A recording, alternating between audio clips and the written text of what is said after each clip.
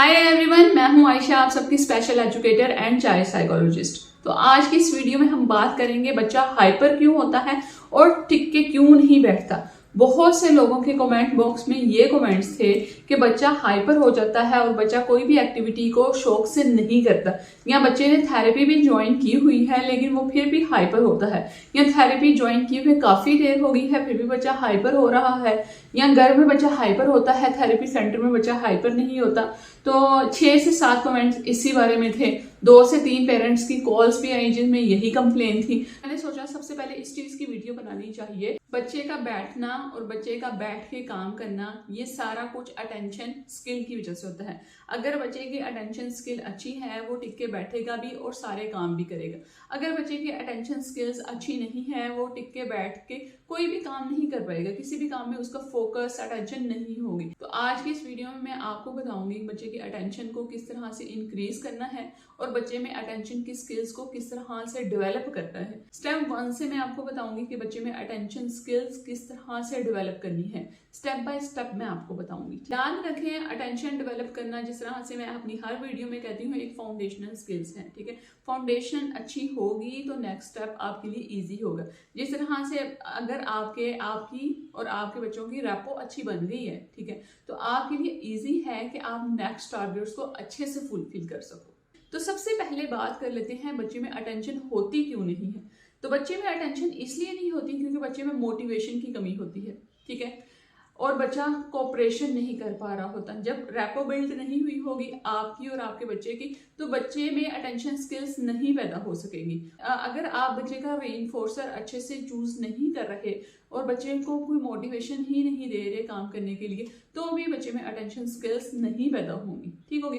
तो ये 2 main reason है अटेंशन स्किल्स ना पैदा होने की। इसकी एक बहुत बड़ी वजह है कि बच्चा सेल्फ स्टिमुलेटरी बिहेवियर में बहुत ज़्यादा इन्वॉल्व होता है। अगर बच्चा स्टिमिंग में बहुत ज़्यादा इन्वॉल्व है या अपने किसी भी फिक्सेशन वाले बिहेवियर में बहुत ज़्यादा इन्वॉल्व है तो वो कभी भी आप उससे एक्सपेक्ट ना करें कि किसी भी चीज़ को वो अटेंशन देगा या कोई भी काम वो अटेंशन और फोकस से करेगा। और इसकी एक और रीज़न है, बाज़ दफ़ा बच्चे को ADHD होता है। ADHD होता है attention deficit hyper active disorder, ठीक है। ADHD ऑटिज्म के साथ भी होता है। याद रखें जो ADHD बच्चे होते हैं उनको हरगिज़ लैंग्वेज डिफिकल्टी, बिहेवियर इश्यूज और उनका सोशल इंटरेक्शन में कोई भी किसी तरह की उनको डिफिकल्टी फील नहीं होती, ठीक है। जो ADHD बच्चे होते हैं वो सिर्फ हाइपर होते हैं, ठीक है।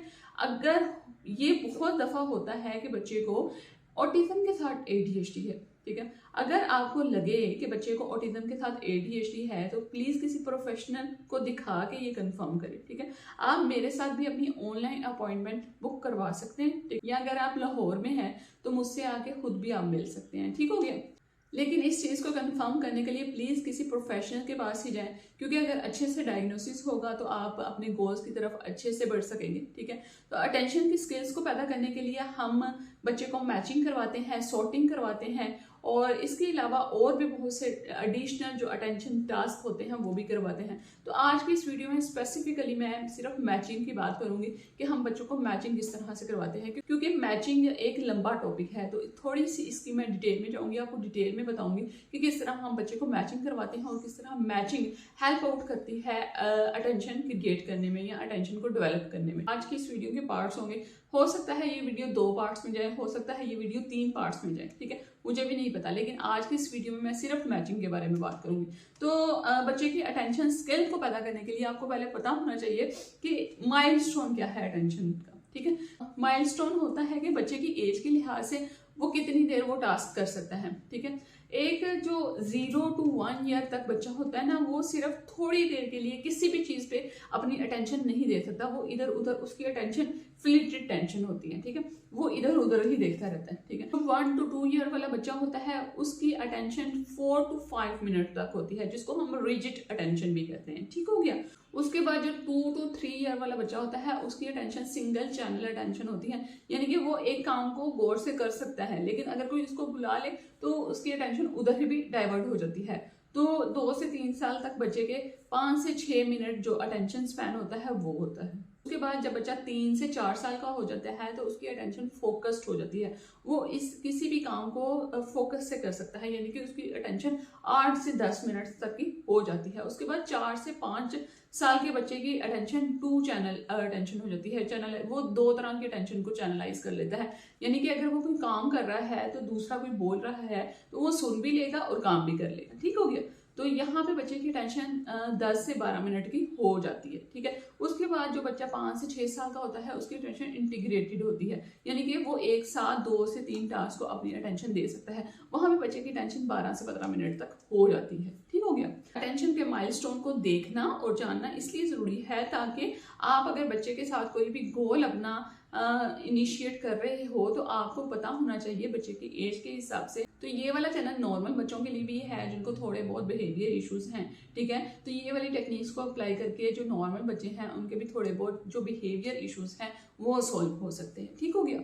अभी मैंने बच्चों के अटेंशन के माइलस्टोन तो आपको बता दिए, लेकिन ख्याल रखें कि जो आपका इर्द गिर्द का इन्वायरमेंट है वो बहुत ज्यादा नॉइजी ना हो। अगर बहुत ज्यादा डिस्टर्बेंस वाला इन्वायरमेंट होगा तो बच्चा अटेंशन नहीं देगा किसी भी चीज को। ठीक है। ये ऑब्वियस सी बात है। ठीक हो गया। तो अटेंशन के गोल को बिल्डअप करने के लिए हम सबसे पहले बच्चे को मैचिंग करवाते हैं। मैचिंग का मतलब होता है एक जैसी चीजों को देखना। ठीक हो गया। और जो स्कैनिंग होती है या डिस्टिंग्विश होती है वो होता है 2 डिफरेंट चीजों को देखे डिफरेंशिएट करना। ठीक हो गया। जब बच्चा हमारे पास आता है तो उसके आईपी प्लान में हम सबसे पहले अटेंशन वाले टास्क डालते हैं। अगर बच्चे की अटेंशन नहीं है तो अटेंशन एक्चुअली हेल्प करती है बच्चे को कैटेगराइजेशन में। ठीक है। बच्चे को हेल्प करती है एवरीडे टास्क में, बच्चे की मेमोरी को डेवलप करने में काफी रोल प्ले करती है। तो मैचिंग के डिफरेंट लेवल्स हैं। ठीक है। उसको स्टेप बाय स्टेप लेकर हम चलते हैं। तो मैचिंग के डिफरेंट लेवल्स होते हैं। सबसे पहले जो लेवल होता है वो है 3D टू 3D मैचिंग।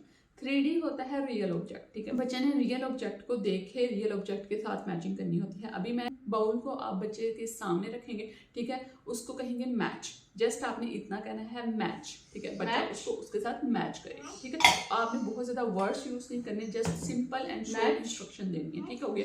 बच्चा उसके साथ मैच करेगा। फिर आप उस बाउल को डिफरेंट पोजीशन में घुमाएंगे। ठीक है। कभी लेफ्ट रखेंगे, कभी राइट रखेंगे, कभी मिडिल में रखेंगे। वो वहां पे बच्चे को मैच करवाएंगे। ठीक है। एक्चुअली यहाँ पे मैचिंग का फायदा ये है कि बच्चा डिफरेंट जगहों पे चीजों को मैच करना सीखेगा और उसको पता चलेगा कि हाँ जी ये यही चीज है और इसको इसी के साथ मैच करना है। ठीक है। जब बच्चा 1 चीज को मैच करना सीख जाए उसके बाद बच्चे के सामने 3 के एरे में चीजें रखेंगे। जब 3 के एरे में चीजें रखेंगे तो बच्चे को एक चीज देंगे, उस चीज को मैच करना होगा।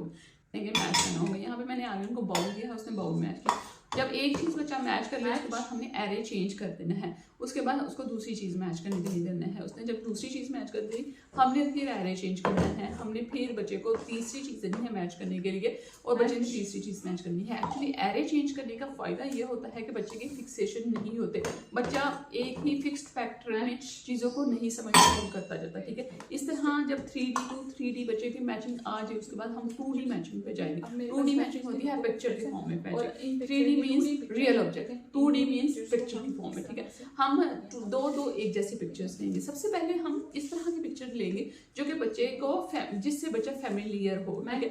बच्चे को पता हो कि ये चीज मेरे सामने है। ठीक है। जिस तरह हमने पहले वाले गोल में रियल आइटम्स लिए थे जिसमें हमने प्लेट, चम्मच और कप लिया था, इसी तरह हम पिक्चर्स में भी प्लेट, चम्मच और कप यूज करेंगे। Due to lack of time मैं बहुत ज्यादा मेहनत इस पर नहीं कर सकी। ये सिंपल ही प्रिंट आउट निकला था तो मैंने इसी से आर्यन को ये वाली एक्टिविटी करवा दी, लेकिन आपको समझाने के लिए इनफ है, आप इससे समझ जाएंगे। वो अवेलेबल है, आप दराज से खरीद सकते हैं। मैं लिंक जो है वो डिस्क्रिप्शन में डाल दूंगी। ठीक हो गया।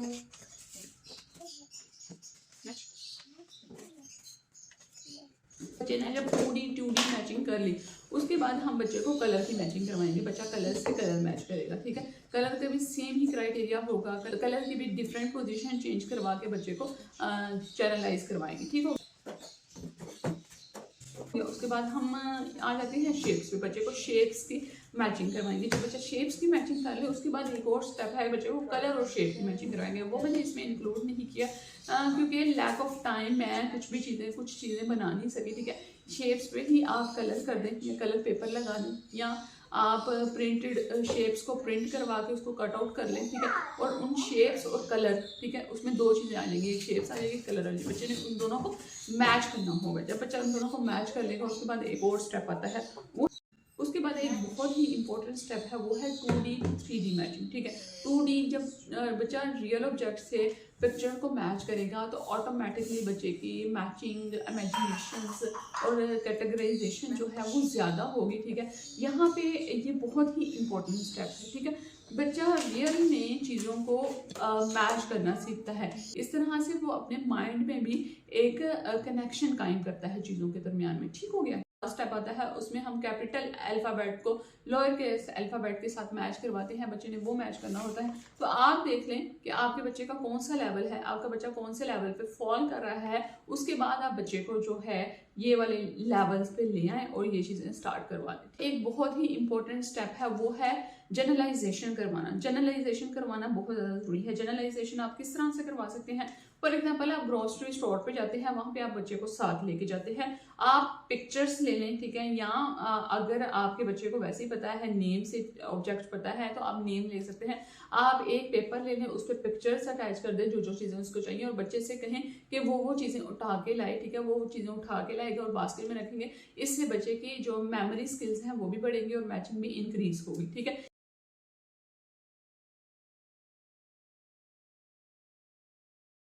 उसके बाद एक और स्टेप आता है, आपने पेपर पे डिफरेंट तरह की शेप्स बनानी है और बच्चे ने उसको मैच करना होगा। ठीक हो गया, और ये शेप्स थोड़ी सी डिफिकल्ट हो जाएगी। उसके बाद आप बच्चे को लेटर मैचिंग करवा सकती हैं, नंबर मैचिंग करवा सकती हैं। ठीक हो गया, इस तरह से हम इसको जनरलाइज करवाते हैं। इसको जनरलाइज करवाना बहुत ज़्यादा जरूरी है। या अगर बॉटल है, ठीक है, तो आप बच्चे से कहेंगे बोतल जाके बोटल्स में रख रहो, जहाँ पे बोटल्स पड़ी हुई हैं वहां पे रख रहो। इसके अलावा अगर स्पून है, फोक है, आप बच्चे से कहेंगे स्पून स्पून्स में रख रहो, जहाँ पे स्पून्स पड़े हैं वहां पे रख। इस तरह से हम जनरलाइजेशन करवाते हैं। ठीक है, पहले हमने ये सारे स्टेप्स करवा लिए, 3D to 3D, 2D to 2D, और shapes, colour shapes, letters, number, ये सारे हमने मैचिंग करवा दिए। उसके बाद हम अपने बच्चे को जनरलाइजेशन करवानी है। ठीक है, लेकिन मैचिंग एक ऐसी स्किल है जो कि पूरी जिंदगी काम आती है। ठीक है, लाइफ लॉन्ग स्किल है, फाउंडेशनल स्किल है, जो कि बहुत से एडिशनल टास्क में हेल्प करती है। ठीक है, मैंने आपको बता दिया जनरलाइजेशन उसकी किस तरह से करवानी है। उसके बाद आप इस तरह का एक बोर्ड ले सकते हैं। ठीक है, उसमें आप बच्चे को नंबर्स अटैच करवा सकते हैं। ठीक है,